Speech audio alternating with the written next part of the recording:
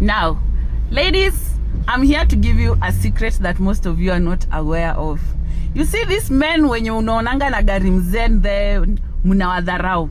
Those are the men that you should be looking for. Those are the men who have money, because most of these men have cars which they have now transformed from old cars. Now they look like new, and they use this term, not bought but built. Those are the men now who have money, and they are very patient in life, because tunapatananga na wao garage, wanakoko the entire day, gari kitengenezwa, gari kipakwa rangi. They are very patient, and they also spend money on their cars. Those are the men to go for.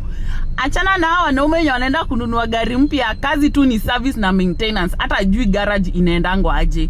They don't even know how cars are. Kazi yao ni kuambia hii gari yangu iko na mbio, kutoka hapa mpaka Naivasha I can take you within 30 minutes. Leave those men alone. Go for men who have old cars, the old school guys. Oh yo, those cars are amazing. Nimewaibia siri, but anyway, si unataka kulilia kwa Range Rover, you can go my dear, but don't say I didn't warn you.